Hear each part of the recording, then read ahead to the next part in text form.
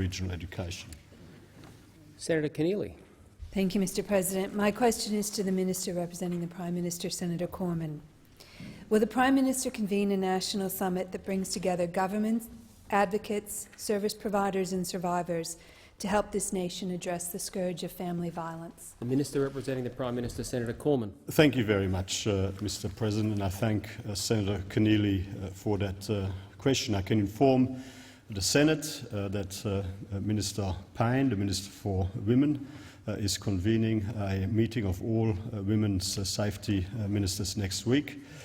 This will be a very important meeting, accelerating the work already underway, and then in the following week the Council of Australian Governments will be updated on the work that has been undertaken as part of the 4th Action Plan of the National Plan to reduce violence against women and their children. This is all work we do in partnership, of course, and alongside the state and territory governments who are on the front line in relation to this issue. This has, of course, been a bipartisan initiative all the way through, and I again acknowledge that this work to establish the first action plan commenced under the Rudd and Gillard governments. So that's. Senator Keneally, a supplementary question. Thank you. Will the Prime Minister also make it easier for women to escape violent and abusive relationships by refunding defunded advocacy services and improving access to the social security system? Senator Cormann. Thank you very much, Mr President. Thanks, Senator Keneally, for that supplementary question. We will continue, as we have done, to work in a non-partisan fashion with all of the state and territory governments in relation to these issues to ensure that appropriate funding is provided. And indeed, I mean, in my statement a little earlier, I did point out the very significant funding that has been put in place during our period in government to address this terrible issue. I mean, the government's first priority is to keep Australians safe. Combating violence against women and children is, of course, central to that objective. Women have the right to be safe in their homes, in their communities, in their workplaces and online, and since 2013 the Commonwealth has committed $840 million to address domestic and family violence, and will continue, as I say, to work with all of the state and territory governments to further build on the work that's already been done. Senator Keneally, a final supplementary question. Thank you, Mr President. Will the Prime Minister make it easier for women to escape violent and abusive relationships by providing more safe places for women and children to stay, and including paid family violence leave in national employment standards? Senator Cormann. Thank you very much, Mr President. The government will continue to work with state and territory governments through all these issues, and continue to make decisions as appropriate. Senator Askew. Thank you, Mr President. My question is to the Minister for Women, Senator Payne. Can the Minister advise the Senate on why the government's approach to domestic and family violence is one of zero tolerance? The Minister for Women, Senator Payne. Thank you very much, Mr President. I thank Senator Askew for her question. I think we heard by the remarks of leaders in the chamber prior to question time that this is a very difficult matter to speak of, given the events of last week. We all learned of the tragedy Camp Hill with horror, with great sadness. I know colleagues across the government, across the parliament, are also grappling with this appalling event and trying to understand how something like this can happen. And it is important that we do continue to reflect on it and to talk about it, and that we do act on it. Our government believes that one death of a woman or a child, the hands of a partner or a father, is one too many. Our unequivocal goal is to reduce family violence and to eliminate it. It is, as colleagues have said, unacceptable that a woman is killed every week in Australia by a partner. Mr President, language is important. We can't tolerate public language that trivialises or distorts the reality of domestic violence. Each murder, each act of domestic violence is an individual atrocity. There is no betrayal so detestable as an act of violence against the people who we are supposed to love and care for. For Hannah Clark and her 3 children, Leah, Leanna and Trey, who had a right to be safe in their home and in their neighbourhood, all women and children in Australia have that right. As a community, as a parliament, we must redouble our efforts to keep women and children safe. Senator Askew, a supplementary question. Thank you. Can the Minister update the Senate on what the government is doing to eliminate violence against women and children? Senator Payne. We know, Mr President, that eliminating domestic violence takes sustained long-term action, including primary prevention and early intervention, and they are both focuses of the National Plan to Reduce Violence Against Women and Their Children 2010 to 2022. As Minister Cormann indicated, as part of the 4th Action Plan, the Commonwealth is investing considerably, $340 million, in frontline services to protect and support women and children.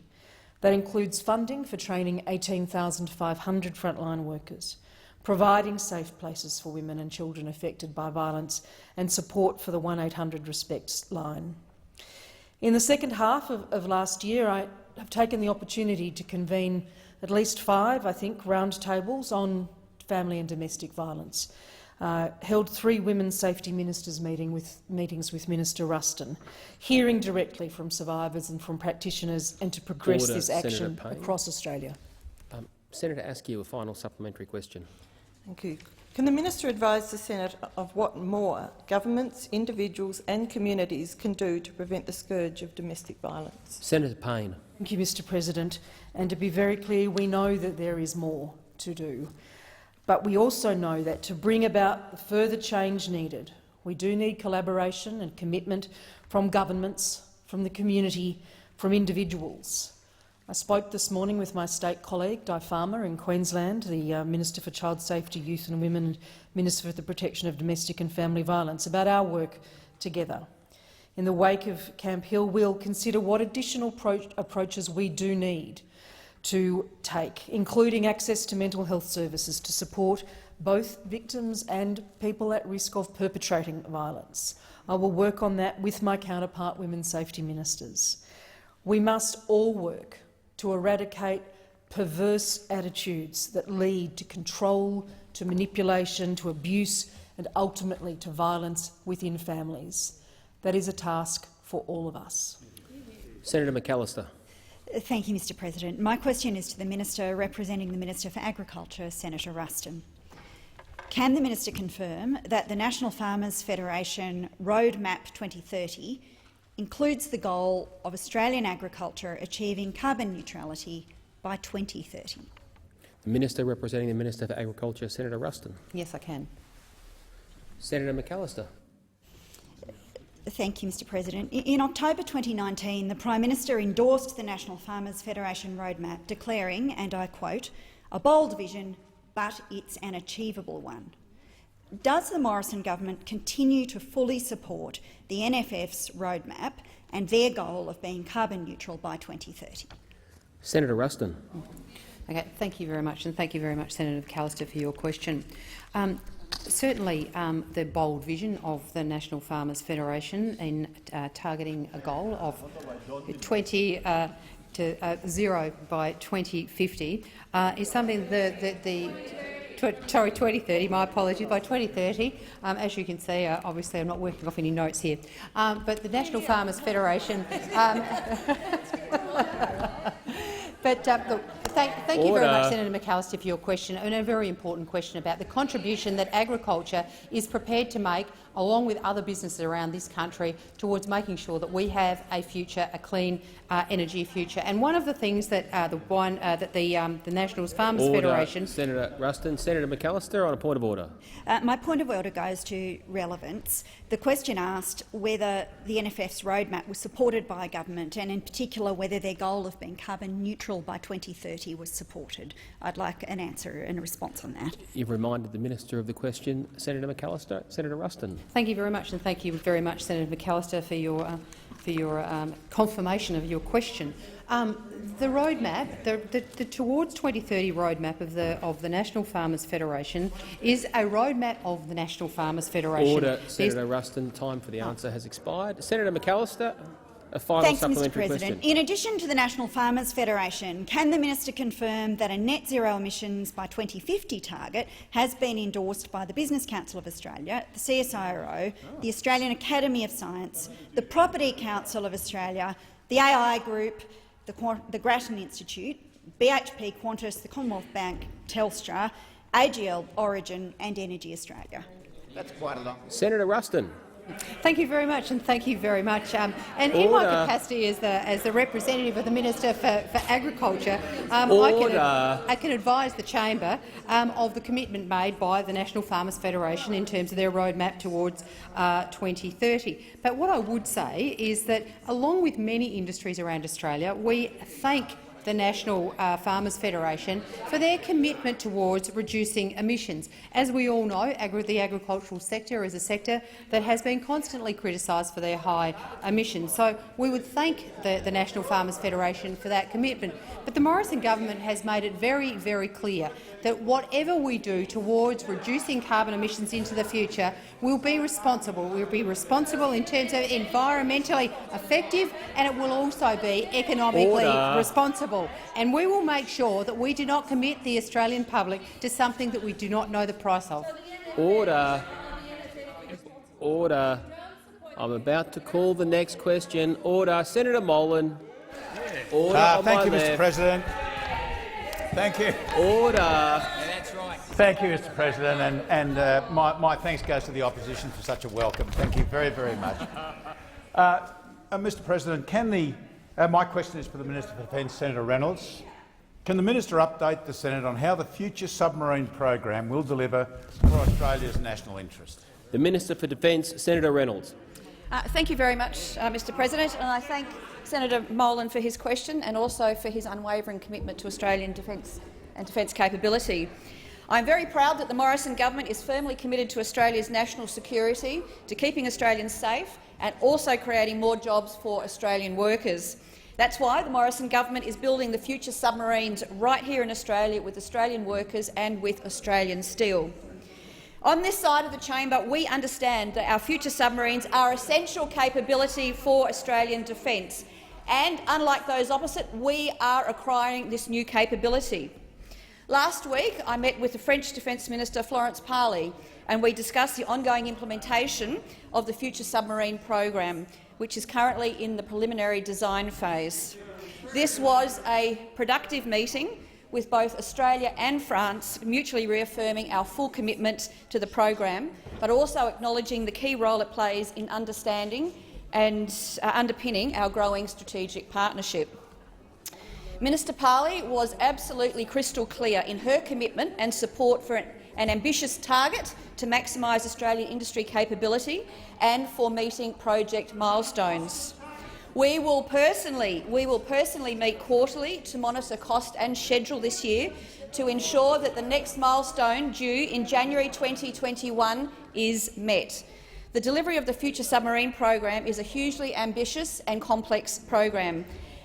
This is why we have been tough in our negotiations in finalising the strategic partnering agreement, and we have implemented a robust, fit-for-purpose risk management framework to get this critical capability right.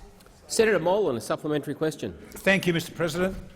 Can the minister update the Senate what measures the Morrison government is taking to maximise Australian industry capacity in the future submarine program? Senator Reynolds. Thanks very much, Mr. President. And again, I thank Senator Molan for the question. Maximising Australian industry capability is a key objective of the future submarine program. All 12 of the attack-class submarines will be built in Australia as part of this government's continuous naval shipbuilding program. We are deliberately progressing the preliminary design of the submarine. This work, once complete, will form the basis for maximising opportunities for Australian companies in the program for many decades to come. What we will do now is to set up Australian businesses for success in the future. To date, around 1,600 Australian companies have registered interest in the program. Naval Group Australia has issued 3,579 requests for information to around 1,500 Australian suppliers. Now, this is only the beginning of what will be a once-in-a-generation opportunity for Australian industry and Australian workers. Senator Molan, a final supplementary question. Thank you, Mr President. Is the minister aware of any alternative approaches to Australia's submarine and shipbuilding program? Senator Reynolds. Thank you, Mr President. And Senator Molan, unfortunately, I am all too aware. The contrast between the Coalition and the Labor's record on naval shipbuilding could not be starker. Defence was an unacceptable casualty of Labor's appalling economic and budget management. Defence spending fell to 1.56% of GDP in the 2012-13 budget, the lowest level of defence expenditure since 1938, with $18 billion ripped out of defence. Labor delayed the program to replace Navy's Collins-class submarines, risking a capability gap.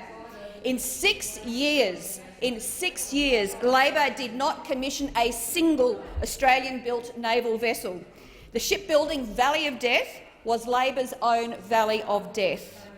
Those opposition harp on about local content, but let me remind you that 100% of zero, which is your record, is still zero. Order. By Senator contrast, Reynolds, time for the answer has expired. Order. Senator Waters. Order. Senator Waters is on her feet. Thanks very much, President. My question is to the Minister representing the Attorney-General, Minister Order. Payne. Sorry, I'd like to hear Senator Waters' question. Sorry, start again, Senator Waters. I couldn't hear it. Senator Waters, please start again. Thanks, President. My question is to the Minister representing the Attorney-General, Senator Payne.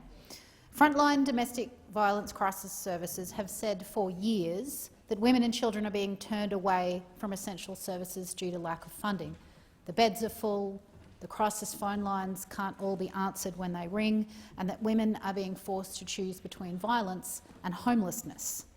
This government's DV funding is not enough. It's not protecting sufferers from family violence. How many more women and children need to be killed before this government will treat this as domestic terrorism and as the real national security crisis and put the $5 billion over 10 years that's needed for frontline services and primary prevention? The Minister representing the Attorney-General, Senator Payne. Thank you very much, Mr President. And I acknowledge Senator Waters' question, but I also say that this government, and I think those opposite, will not be politicising the events of last week. As the Finance Minister said in his statement earlier before question time, the Commonwealth has made the largest contribution to addressing violence against women and their children in the 4th Action Plan with a $340 million contribution. It covers a range of factors. It covers improving and building on frontline services. It covers prevention strategies to help eradicate domestic and family violence in our homes, our workplaces, our communities and our clubs. It covers support and prevention measures for at-sea communities funded under the Indigenous Advancement Strategy, funding to provide safe places for people impacted by domestic and family violence, funding for 1800 RESPECT, funding for dedicated men's support workers in family advocacy and support services locations, funding to better support former partners of veterans who are impacted by domestic violence, and a number of other measures that will contribute to improved safety in women and girls. Funding of $1.2 billion over 3 years from the Commonwealth for legal assistance services, including delivering that through a new single mechanism that allows for a more collaborative, innovative, effective legal assistance sector to address the legal needs of the most vulnerable. $10 million for practical on-the-ground improvements to online safety for Australian children and their families. Mr President, there is more that I could add, particularly in relation to the National Implementation Plan, but I also want to say that the recognition that goes across government at the Commonwealth level but also at the state and territory levels is that the complexity of this challenge, the complexity of the problem that we are dealing with is Senator much Payne, more than time about for funding. the answer has expired. Senator Waters, a supplementary question. Thanks, President. The national road toll serves to draw the public's attention to the ongoing epidemic of deaths on our roads and to change behaviour. The number of women killed by violence is a statistic that also should be published widely to draw attention to this national crisis and help deter it.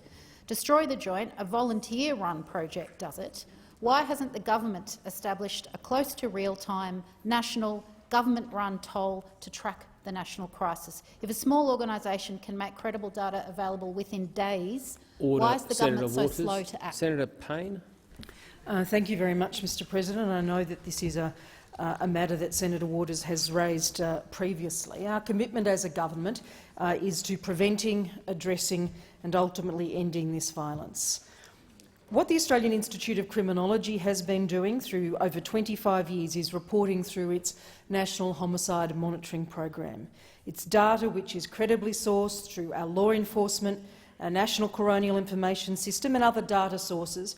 As appropriate, it provides trend data upon which the government can design policy to prevent these homicides in the future. And I understand the point that the matters that Senator Waters raised, but don't necessarily agree with them. The most important thing from my perspective and from this government's perspective is to stop, to eliminate violence against women and their families. Senator Waters, a final supplementary question. Thank you, President. This morning, Senator Hanson said on national television that Hannah Clark's ex-husband, and I won't name him, was driven to it and that these things happen. These aberrant attitudes are offensive and they undermine efforts to prioritise children's safety in the family law system. Will this government now accept that Senator Hanson's attitude puts women and children at risk, and will you remove her as Deputy Chair of the Family Law Inquiry? Senator Payne. Mr President, there are a range of issues to address in that question, but the most important one, I think, relates more broadly at a national level to use of language.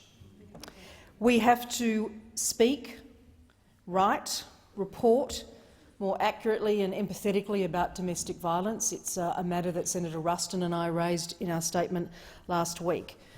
We have to think more carefully about our expectations of healthy, respectful relationships. And as I said in answer to Senator Askew's question earlier in question time, language does matter. Order. It does matter. Senator Waters on a point of order. Yes, thank you, President. Relevance. We know language matters. My question was whether you are going to remove Senator Hanson as Deputy Chair of the Family Law Inquiry. Senator Waters, that was part of your question. The minister's being directly relevant to another part of your question. Senator Payne to continue.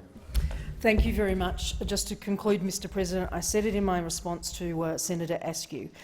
We cannot tolerate public language that trivialises or distorts the reality of domestic violence. Each murder, each act of domestic violence is an individual atrocity. Order. Senator Payne. Senator Kitching. Thank you, Mr President. My question is to the Minister representing the Prime Minister, Senator Cormann.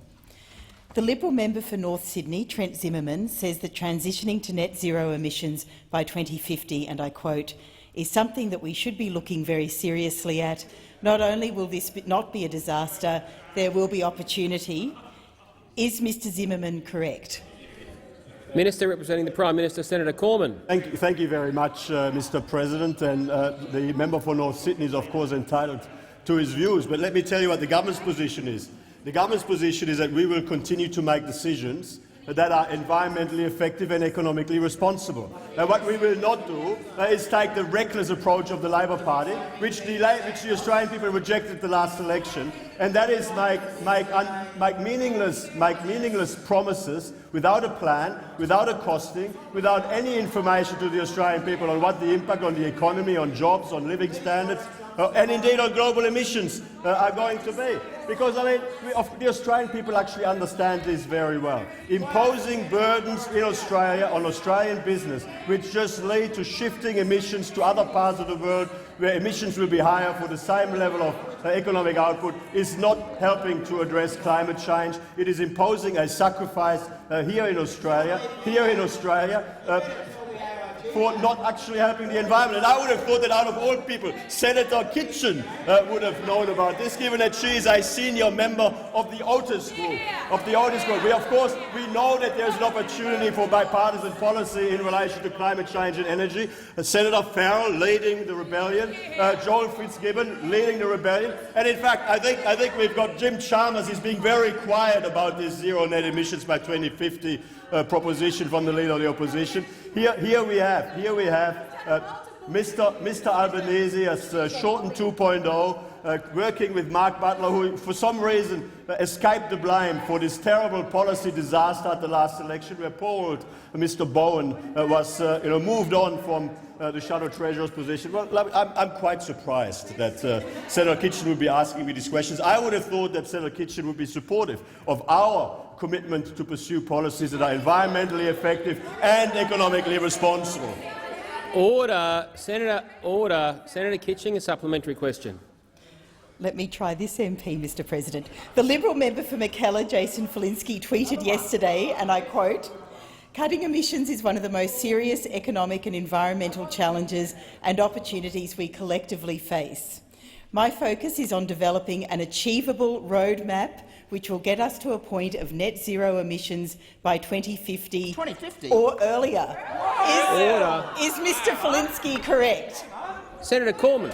Thank you very much, Mr. President. Well, I can tell you what the government's view is when it comes to emissions reductions, and that is that we have committed to a 26 to 28% emissions reduction target by 2030, which represents a 50% reduction on a per capita basis, a two-thirds reduction on an emissions intensity basis. What is Labor's commitment, emissions reduction target for 2030? You seem to have run for the hills when it comes to your 2030 emissions reduction target. I guess, we're in government, Senator Wong says. But you know what? We were always open and upfront about our commitments and what we wouldn't be prepared to do, and we are not prepared. We are not prepared to just put some meaningless statements out without doing our homework first. We will ensure that the decisions we make are environmentally effective and economically responsible. That is, of course, why we are still. That is one of the key reasons why we are still in government and why you are still in opposition. Order. Senator Kitching, a final supplementary question. Thank you, Mr President. New South Wales Premier Gladys Berejiklian told the New South Wales Parliament that net zero emissions by 2050, and I quote, "is our target and it is right in line with the Paris Agreement." Is Premier Berejiklian correct? Senator Cormann. Thank you very much, Mr. President.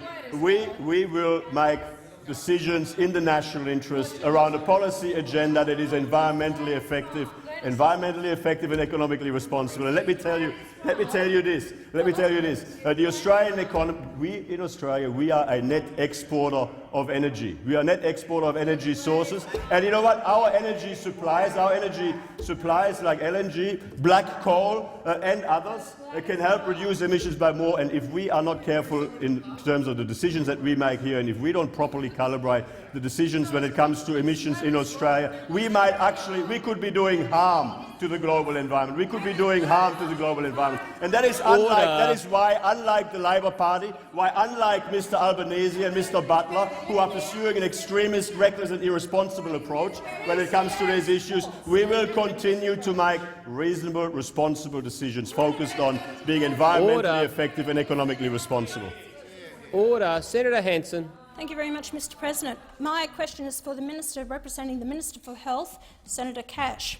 Minister, it's reported 78,442 people are infected with the coronavirus, of which 2,456 have died. Based on those figures, the mortality rate appears to be a little over 3.1%. In comparison to the Spanish flu, where the World Health Organization believed 2 to 3% of those infected died, the coronavirus appears to be a deadlier pandemic. While I commend the Morrison government on closing the borders to Chinese travellers for the past few weeks, I'm at pains to understand why Australian universities are able to put profits before the health security of this nation. Will the minister guarantee the health of Australians and put an end to universities circumventing our nation's flu-stopping Chinese travel ban? The Minister representing the Minister for Health, Senator Cash. Thank you, Mr President, and I thank Senator Hanson for the question. And Senator Hanson, I am going to have to reject the premise of your question. The government's advice is very, very clear. Students who have been outside mainland China for the last 14 days may be able to enter Australia, provided the student does not return to China on the way to Australia. The government is not actively suggesting that students travel to a third country for 14 days because of the changing epidemiology of this disease. The rapidly evolving situation, combined with changes to travel restrictions by other countries, could mean students could get stuck in a third country. Our advice to international students is that they should monitor the advice on the Department of Health and Department of Home Affairs websites. Students should also check with their airline and education providers before making decisions to travel to Australia, including via a third country. They should also check any current travel restrictions for other countries before travelling. I do acknowledge, Senator Hanson, that you have commended the government on the action that we have taken to date. And as the Minister for Health and the Prime Minister have stated, Australia is ready and our government is working constantly to keep Australians safe. Australia, as you have acknowledged, was one of the first countries in the world to declare coronavirus as a disease of pandemic potential on the 21st of January, and this was more than a week before the World Health Organisation. In terms of the decisions that the Australian government takes, as I have reiterated to the Senate, these decisions are underpinned Senator by Cash. medical advice. Senator Hanson, a supplementary question. Thank you. Given the Royal Darwin Hospital cannot deal with coronavirus cases and patients are being sent back to their home states for treatment in capital cities, can the minister list for me the hospitals in regional Queensland that can treat the virus should it break out in my home state? Senator Cash. Thank you. And again, Senator Hanson, I'm going to have to reject the premise of your question. The decisions that the Australian government have taken are underpinned, as I've stated to the Senate on a number of occasions, by medical advice and recommendations from the Commonwealth's Chief Medical Officer and Chief Medical Officers from each state and territory on the steps necessary to contain the spread of the coronavirus.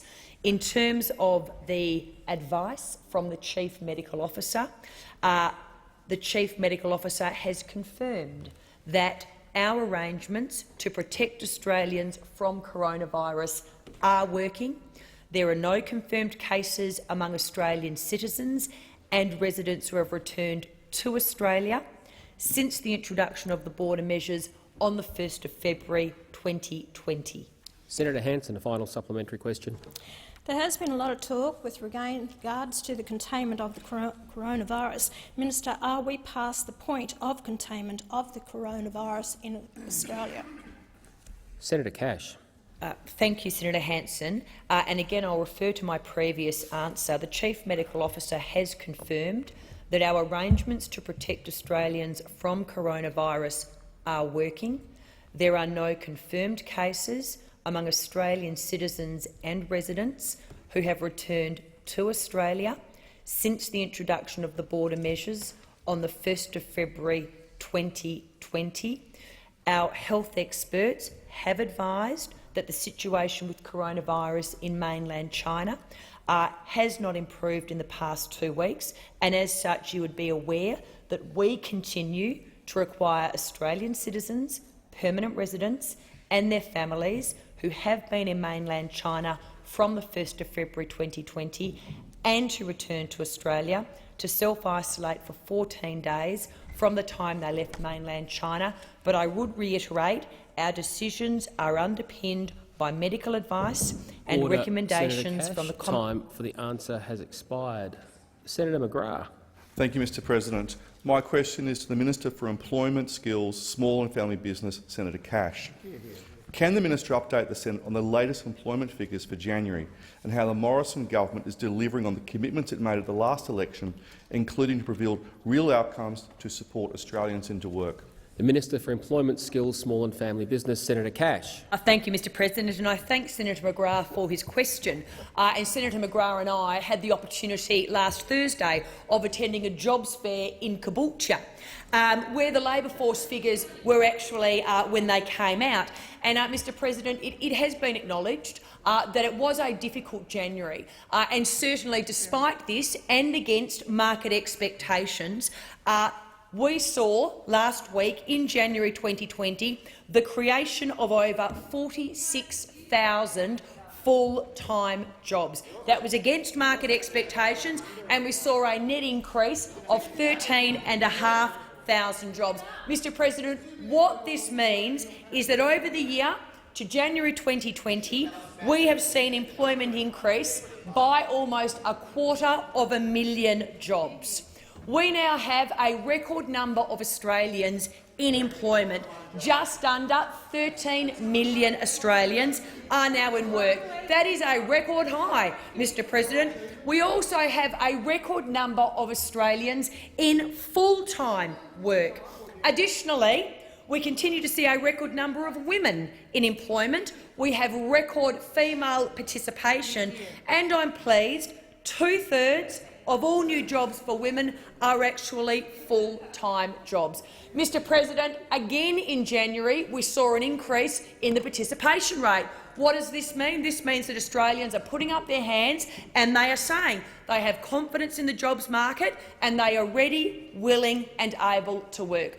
Mr President, since we were elected to office in 2013, the policies that the coalition government have put in place have now supported the economy in creating now over 1.5 million jobs. We will continue to put in place policies that enable job creation in Australia. Senator McGrath, a supplementary question. What opportunities is the government providing to ensure that Australians who want to work can get to work? Senator Cash. Well, thank you, Mr President. As I was saying, Senator McGrath and I had the opportunity to join the member for Longman Terry Young last week and have a jobs fair in Caboolture. As you know, the government, we take jobs fairs around Australia and we've had almost 29,000 job seekers attending to date. In terms of last Thursday, we had over 2,000 people come through the door. They were people who were actively searching for work locally in Caboolture, but they were also people who were coming there to talk to job service providers about the services that are available to them. So, for example, how to update your resume or how to sit down and actually undertake an interview. We had over 700 specific jobs on offer, with over 40 exhibitors talking to potential employees.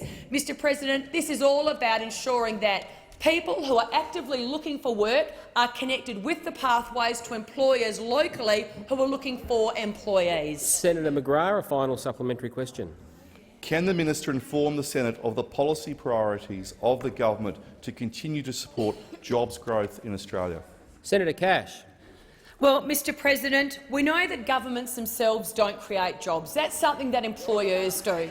What governments do is put in place policies that enable, in this case, businesses to prosper, to grow and create more jobs for Australians. And as I've said, since we were elected to office in 2013, we've put in place policies that have now enabled the economy, employers out there, hard-working employers, to create in excess of 1.5 million jobs.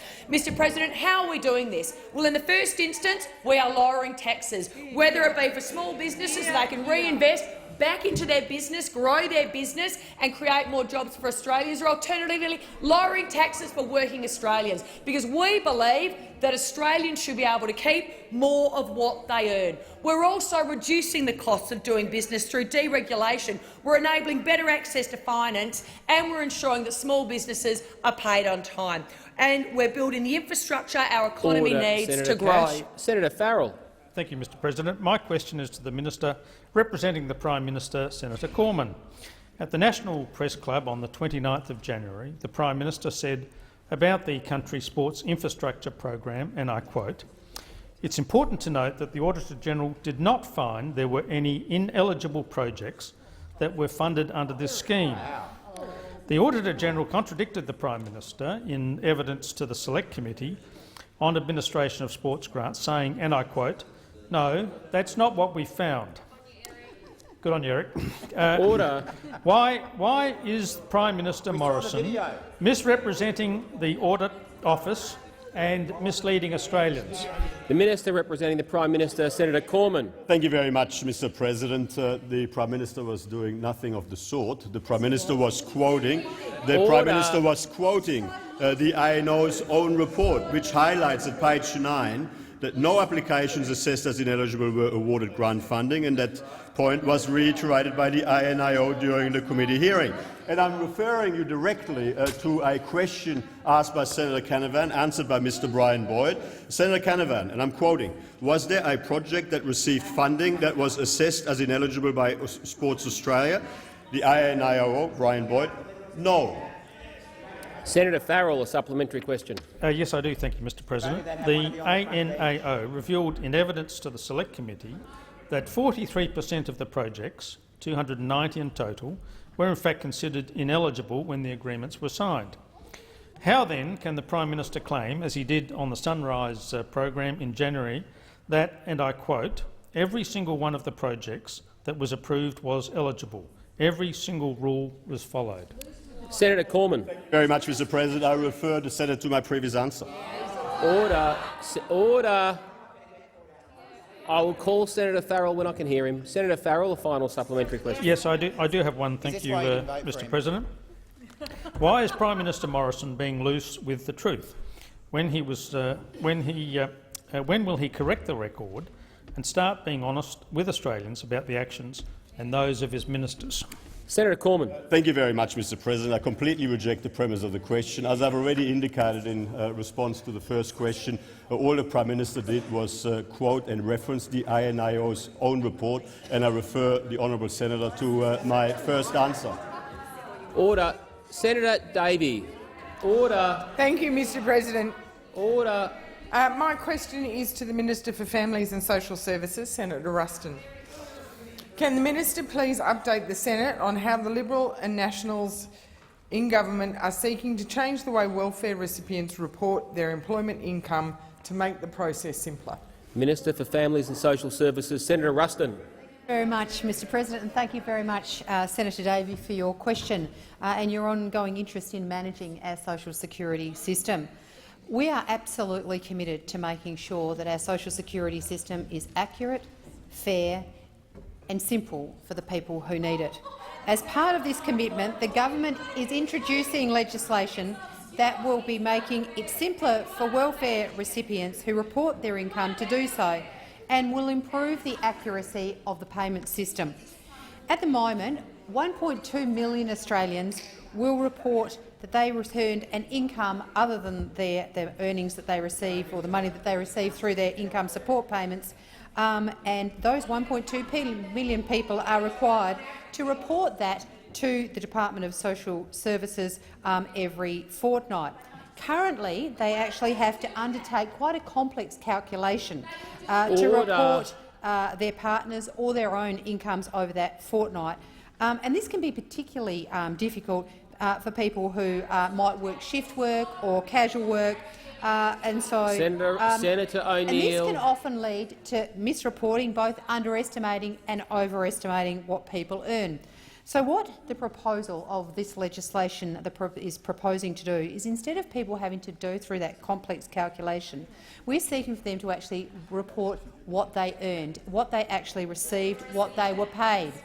what they were paid, not for them to seek to have to make a calculation to estimate what they've earned.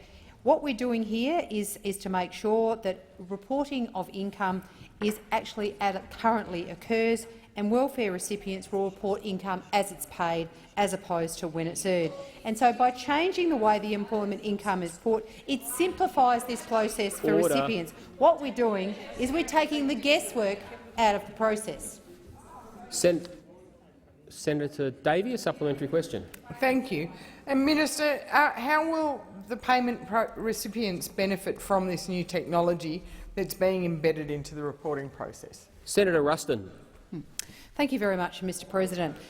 Recipients will benefit from this by a number of ways, but most particularly, in addition to the change of assessment model, which the legislation is due to come before this place this week, it will also assist with the application and integration with the single-touch payroll data system, which means that welfare recipients can now have their employment and income details pre-filed, similar to that occurs on your tax returns. And so through the advances that we've seen through the ATO, this will allow the information that employers report as part of the system every fortnight will actually go to populate the Centrelink forms, which can be used as a prompt for recipients when they're filing their fortnightly returns.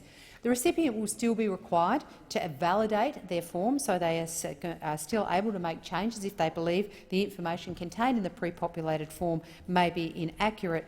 But what it will do is it will assist to make sure that we are not seeing under or over Senator estimating. Ruston. Senator Davey, a final supplementary question. Thank you. Can the minister please advise us why it is so important to make income reporting simpler and easier for welfare recipients? Senator Ruston. Thank you very much, Mr President. Well, people who currently receive payments such as Newstart, Youth Allowance and other social security payments need to report any income that they've earned over a fortnight. They can either do it online, they can use a mobile app, over the phone, or they can visit a Centrelink centre. But the way they report their income, as it's paid as opposed to as it's earned, will be much simpler and easier.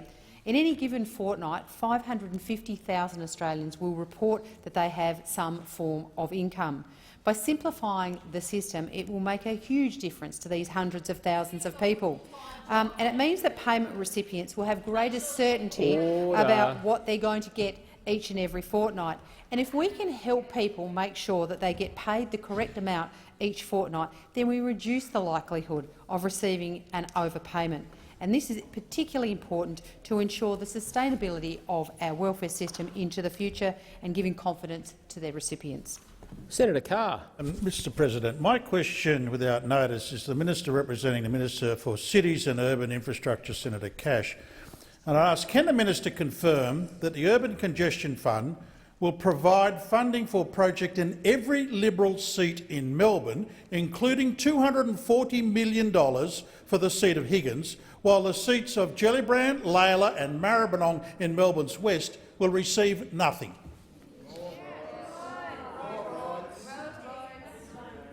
Senator Cash. Thank you, Mr President, and I thank Senator Carr for the question. And Senator Carr, you would be aware that the Urban Congestion Fund projects will be funded in Labor seats. This is a $4 billion fund, as you know, and it is all about bringing to life 166 crucial projects. 70 of them will actually start construction this year. 4 are already underway, with geotechnical investigations and other preparatory work underway on many more. And as the Minister for Finance has stated, Senator Carr— Senator Carr, on a point of order. On relevance, Mr President, I ask specific questions about seats in Melbourne, not the general program, seats in Melbourne. I didn't catch every word in the question. I've let you remind the minister of that part of the question. I believe, and I'm happy to be corrected, there was an earlier part that asked the minister to confirm funding about seats more generally as well. Well, I've allowed you, the minister, I've allowed you to remind the minister of the question. Senator Cash. Well, thank you, Mr. President. But what I can confirm, Senator Carr, is these are election commitments made by the government. You may have forgotten, but the Australian people voted in May of last year to re-elect the coalition government, and as a result, these decisions of the government are now being implemented. What I can confirm, Mr. President, in relation to Victoria is the following: $70 million for Northern Line's commuter car parking in the seats of Colwall and McEwen, $50 million for upgrades on the Calder Freeway and the M80 Ring Road, Gorton and McEwen, $50 million for upgrades on the Hume Freeway and the M80 Ring Road, again in the seat of McEwen, $50 million for upgrades on the Western Freeway. Order, Senator Cash. I've got Senator Gallagher on a point of order. Senator Gallagher on a point of order. Similar to Senator Carr's point of order. Order. Can I hear the point of order, please? Senator Gallagher. It's the same point that Senator Carr made. The question was actually quite specific and named a number of seats. The minister is deliberately avoiding answering the question that was asked. It was not a general question. It was drafted specifically, and the minister should be specific. Senator Cormann. Thank you very much, Mr. President. On the point of order, the question also included a number of assertions and accusations, and the minister is directly relevant in responding to those. Senator Wong on the point of order. On the point of order, the only assertions contained in the question, which we're happy for the minister to respond to, were that there is $240 million for the seat of Higgins, nothing for Gellibrand, Lawler or Maribyrnong. That's a pretty reasonable set of facts for the minister to respond to. She hasn't responded to them. Direct relevance, Mr. President. I'd ask you to call it to order. I have taken some advice from the clerk, because I admitted a second ago this is not a question I managed to get notes of. You reminded the minister of the question. I do believe that if asked a question about seats in Melbourne receiving funding under this program, it is directly relevant for a minister to be able to answer that by asserting other seats in that same location were part of the program. But I am listening carefully to the question, as I appreciate it was specifically asked. You've reminded the minister of the specific nature of the question, and I call her to continue keeping that in mind. Senator Cash. Well, Mr. President, as I was saying, we are actually providing funding, urban congestion funding, in Labor seats in Victoria. $50 million for upgrades on the Western Freeway and the M80 Ring Road in the seats of Fraser and Gorton. Again, Mr. President, we took these projects to the election last year in May, and the Australian people endorsed the plan of action that the coalition government took to the election. I do note, Senator Cash, time for the answers expired. Senator Carr, a supplementary question. Mr. President. I'd ask, can the minister confirm that in the seats of Deakin and Latrobe, that will receive $400 million from the Urban Congestion Fund, and the seats of Cooper and Wills in Melbourne's inner north will receive nothing? Senator Cash. Well, again, Mr. President, these are decisions of government. They are not competitive grants. It is a fundamental difference between what those on the opposition side of the chamber keep on yelling out compared to what they actually are. Again, you may not like it, but these were commitments that we took to the election, just like you took commitments to the election, Labor's election commitments. Every single election commitment that Labor made, that I believe that we're aware of, were in Labor or Target seats. The fact of the matter is you still cannot get over the fact that the Australian people endorsed the plan of action that we took to the election. They endorsed the plan of action that does see funding go to Labor seats. They endorsed the plan of action. They endorsed the plan of action that takes into account a number of factors, and it is taxpayers' money, and it is being expended time for the answer has expired. Senator Wong, Senator Carr, a final supplementary question. Order. I'd like to hear Senator Carr. Thank you, Mr. President. Given the minister's just confirmed that this was not a competitive grants program, can the minister explain how it is that this government has allocated $5 million for a regional roads in Bellarine Peninsula to fix urban congestion, in Corangamite, but nothing for the seats of Ballarat and Bendigo, which of course have been sizable population growths. Senator Cash. Well, Mr President, this is a $4 billion fund, and guess what? The Australian people voted for it, and guess what? It is bringing to life 166 crucial projects. Senator Carr, on a point of order. Does this now mean that you have to vote Liberal to get money from this government? Order.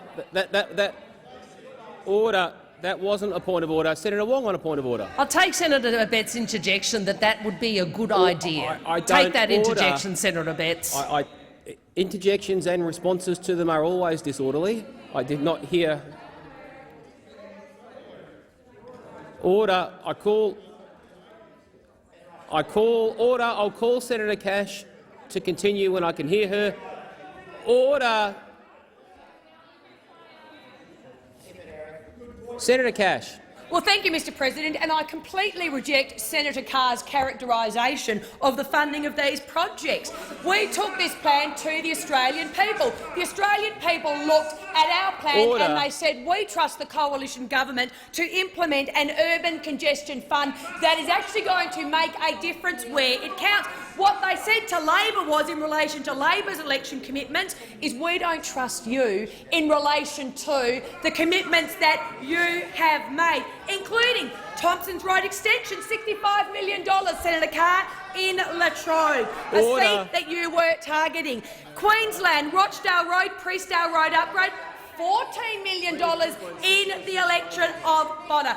Mr President, the fact of the matter is this was a plan endorsed by the Australian people that is vital to busting Senator Cash, time for the answer has expired. Senator Van. Thank you, Mr President. My question is to the Minister representing the Minister for Health, Senator Cash.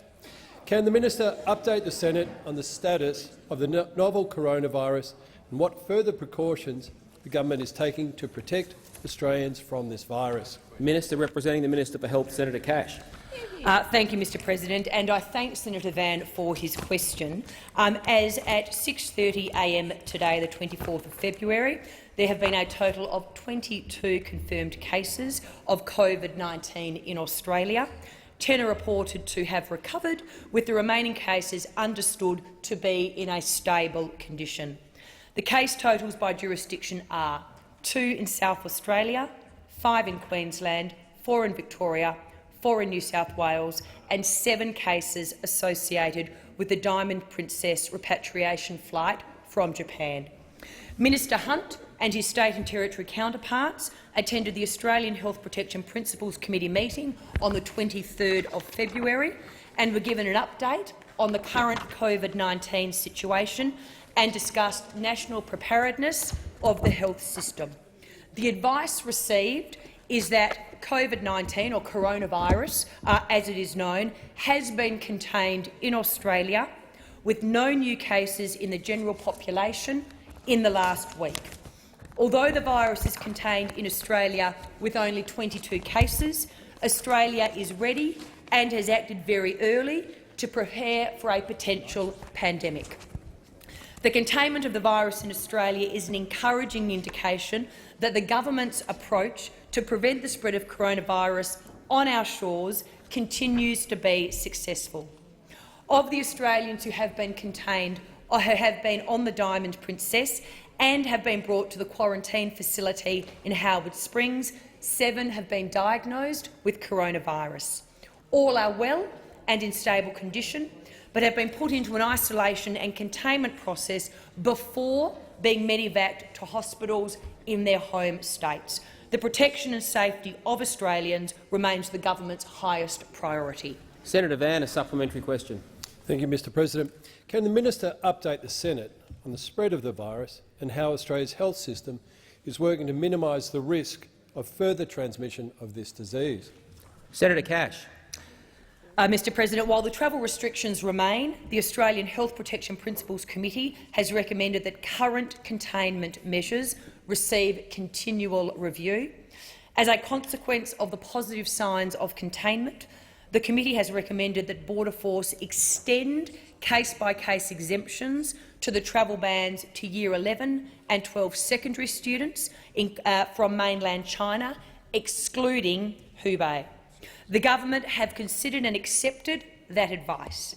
There will now be a limited number of exemptions granted. These exemptions will be provided on a double green light basis. This means where both the Commonwealth and the relevant state and territory health authorities agree, students from mainland China have a pathway to return to Australia and continue their studies. We will continue to consider developments in China and advice from the committee as they meet and review health and travel arrangements Senator on an Van, ongoing a basis. final supplementary question.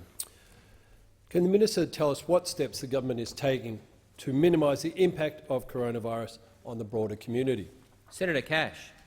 Thank you, Mr President. Last Thursday, the government decided it remained necessary to continue the travel ban restrictions on foreign nationals entering Australia for a further week to the 29th of February. This means that for a further week, foreign nationals, excluding permanent residents who have been in mainland China, will not be allowed to enter Australia for 14 days from the time they left mainland China. The extension of exemptions to Year 11 and 12 students will not substantially change these arrangements. Australian citizens and permanent residents will still be able to enter, as will their immediate family members. We continue to require Australian citizens, permanent residents and their families who have been in mainland China from the 1st of February 2020 and who return to Australia to self-isolate for 14 days from the time they left mainland China. Again, our #1 priority as a government is protecting Australia Senator Cash, and time Australians. Senator Cormann. I ask further questions be placed on a notice paper.